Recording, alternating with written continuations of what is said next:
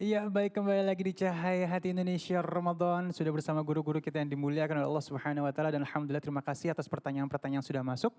Dan ini beberapa pertanyaan yang kita pilih, insya Allah pertanyaan ini akan mewakili pertanyaan pemirsa di rumah ya. Baik, mohon izin guru-guru, ini kita akan bacakan yang pertama. Ini pertanyaan untuk guru kita, Ustadz Abi Maki. Abi, untuk Abi nih Abi ya. Bismillah. Bismillahirrahmanirrahim. Ini dari @rizky Yuma. Rizky Yuma.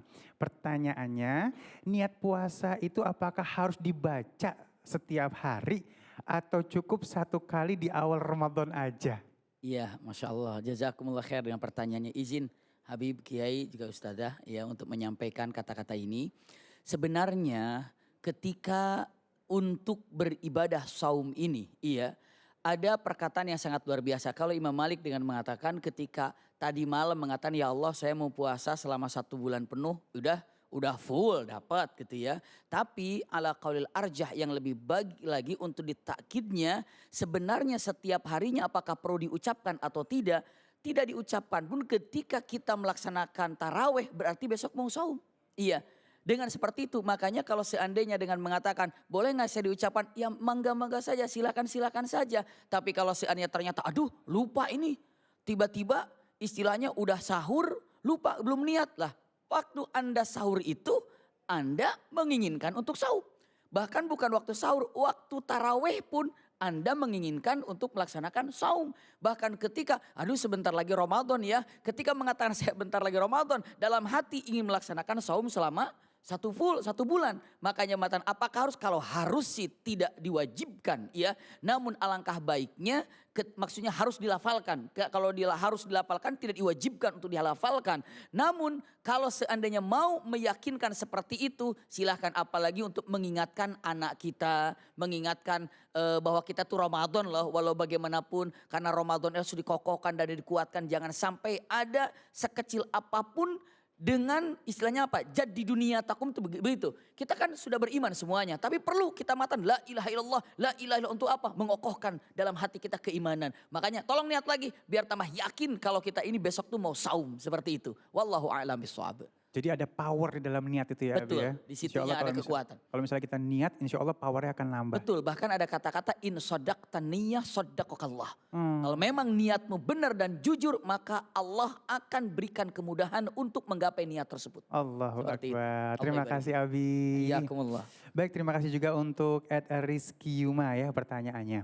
Dan kita akan lanjutkan untuk yang kedua, mohon izin guru kita yang dimuliakan Allah Subhanahu wa taala, Ustadz Munawir Ngacir.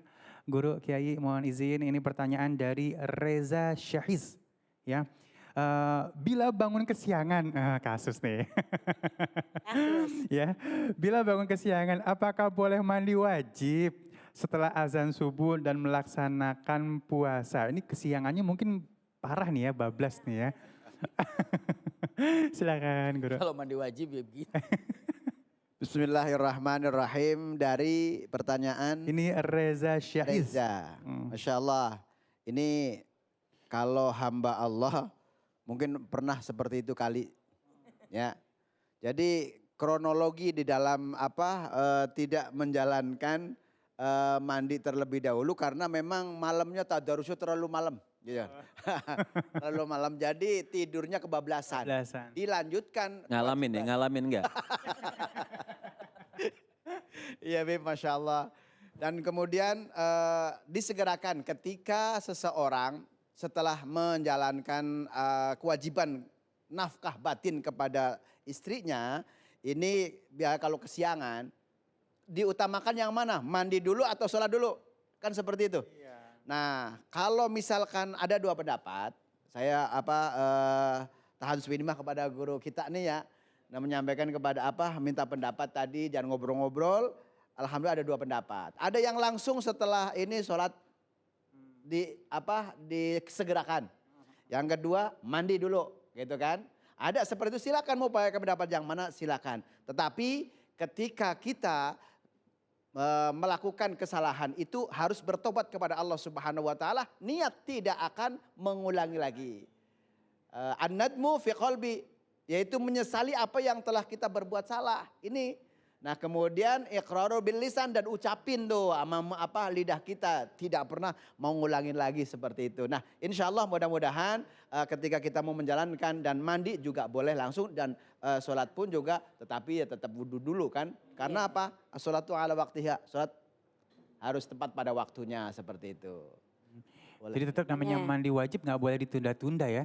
Istilahnya namanya mandi wajib tidak boleh ditunda-tunda gitu ya. Tunda-tunda gitu. Iya. Makanya jangan kesiangan. Kalau Artinya Ustadz sih. begini, artinya orang kalau mau sholat, Iya, iya, maaf iya. sedikit nambahkan, orang kalau mau sholat, kalau dia belum mandi wajib tidak boleh dia Nggak sholat. boleh. Harus mandi dulu. Heeh. Cuman masalahnya sah nggak puasa dia, dikatakan sah puasanya.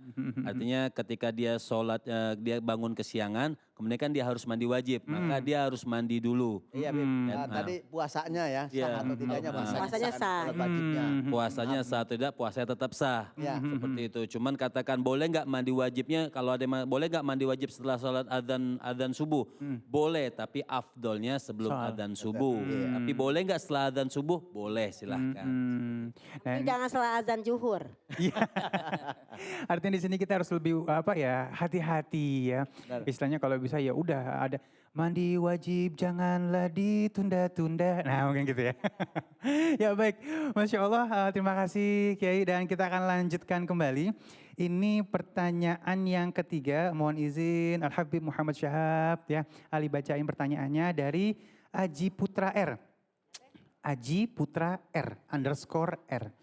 Sebenarnya apa yang dimaksud dengan setan dibelenggu saat Ramadan? Karena masih banyak nih orang-orang yang berbuat maksiat. Ini pertanyaan dari tahun ke tahun. Dari tahun ke tahun. Gak usah dicari setannya. Ya. Artinya Al-Hafidh Ibnu Hajar, itu namanya kan dari tadi hadis yang pertama waktu kita ceramah kita baca, dibacakan itu wa tughlaqu wa tughallu fihi syayatin. Artinya di dalam bulan Ramadan ini diikat syaitan. Jadi ada beberapa pendapat, misalnya pendapat yang pertama dikatakan diikat secara zahir. Diikat secara zahir. Ada pendapat yang kedua mengatakan diikat di sini bil makna katanya jalannya syaitan ini terikat. Kan ada hadis Nabi mengatakan apabila kalian berpuasa, artinya orang yang berpuasa itu mini bani Adam dari anak cucunya Adam itu fadayyiku majariyahu bil ju'. Artinya sempitkan jalan-jalannya syaitan itu dengan lapar atau dengan puasa. Makanya syaitan bulan puasa seakan-akan diikat. Kenapa? Sudah tidak bisa bergerak lagi dia. Karena kita ikat dengan lapar. Jadi dia mengalir di urat nadi kita sudah tidak bisa. Kenapa? Karena disempitkan dengan lapar dan dahaga. Ada pendapat lagi yang mengatakan jalannya itu terhempit atau terkunci dengan banyaknya orang ibadah. Jadi dengan banyaknya orang ibadah sehingga syaitan itu tidak bisa lagi berjalan atau bergerak dengan bebas. Ada pendapat lagi, wah banyak pendapatnya nih. Ada pendapat lagi yang mengatakan bahwa syaitan itu dedengkot-dedengkotnya aja yang diikat, anak buah lepasin. Gitu, jadi yang maradatus syaitan itu yang memang pembesar-pembesar syaitan itu yang dilepas, yang diikat sama Allah Subhanahu wa taala. Ada lagi yang mengatakan masih kurang? Masih? Masih.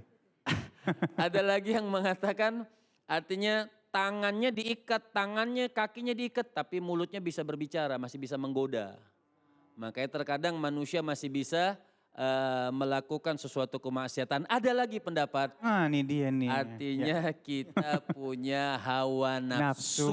Nah, hawa nafsu beda dengan makhluk syaitan.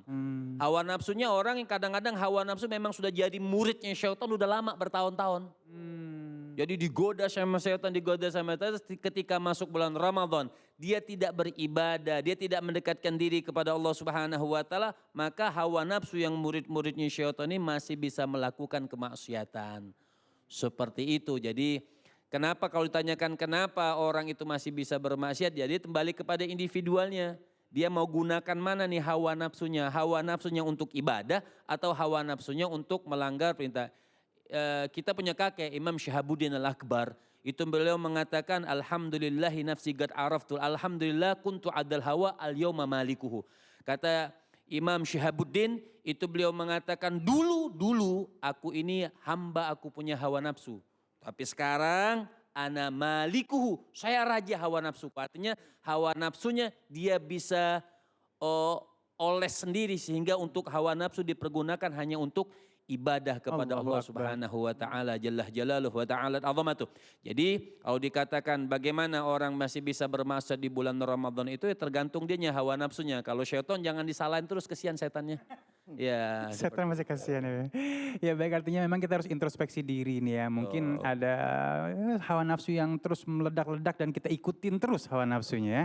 Baik, Masya Allah ya. Terima kasih pertanyaan dari Aji Putra. Masya Allah, mudah-mudahan jawabannya membuat paham dah. Dari ilmu buat kita semuanya ya.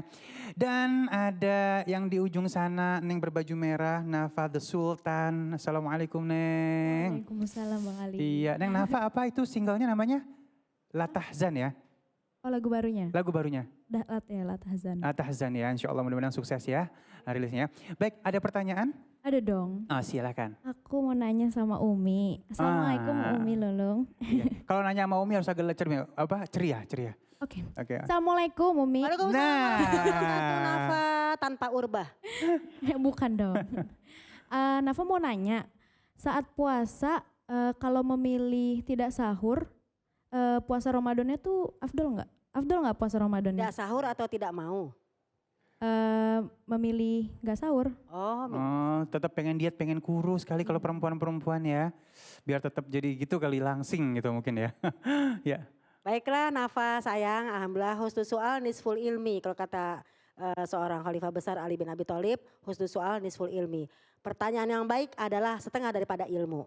Tadinya kita kagak paham nih. Bodoh nggak usah sahur, males. Tapi karena bertanya, nah dapat kita ilmu, alhamdulillah. Barokallah ya. Jadi begini, kalau di dalam hadis udah pada paham deh tuh ya, udah pada ngerti ya pemirsa semua ya, bahwasanya sahurlah kalian. Karena di dalam sahur itu adalah keberkahan. Jadi kalau kita nggak sahur sih nggak apa-apa, tapi nggak dapat berkahnya. Puasanya mah sah gitu ya. Cuman ngomongin afdol nggak afdol itu kan dalam artian mau dapat berkah apa kagak. Kan berkah artinya kan ziyadatul khair. Bertambahnya kebaikan-kebaikan kita. Jadi kalau misalnya ngomongin sah apa enggak sah, nggak mau sahur nggak mau ya silakan. Tapi ente nggak dapat berkah hidup, mau nggak dapat berkah, ngeri. Karena sahur ini memang ada dua macam pengertian. Pertama, sahur itu dalam artian nggak cuma makan sebenarnya. Karena dalam surat Ali Imran pemirsa ada banyak orang-orang yang ketika sahur itu dia itu beristighfar. Alladzi nayastaghfiruna bil ashar. Mereka banyak memohon ampun kepada Allah di waktu sahur. Jadi kalau ente kagak mau makan, malas ya udah ente bangun, ente wudu, istighfar aja, kenyang. Tapi kalau emang malas bangunnya, bukan malas sahurnya, ya dua ya kan. Itu tadi sah tetap puasa tapi tidak afdol. Itu aja. Gitu. Sahur aja Neng biar berkah ya. Neng, ya Allah Masya nyari berkah susah Neng. Ya ampun, nyari Neng. berkah hari gini ya. Masya Allah ya. Baik, alhamdulillahirrahmanirrahim. Jawaban-jawaban ini insya Allah menjadi ilmu buat kita. Sehingga ilmu ini akan menyelamatkan kita di dunia maupun di akhirat. Ya Allah, amin rabbal alamin. Baik, jamaah yang dimuliakan Allah Subhanahu wa taala, jangan kemana-mana. Saat lagi kita akan berdoa bersama. So, tetap bersama kami di Cahaya Hati Indonesia Ramadan.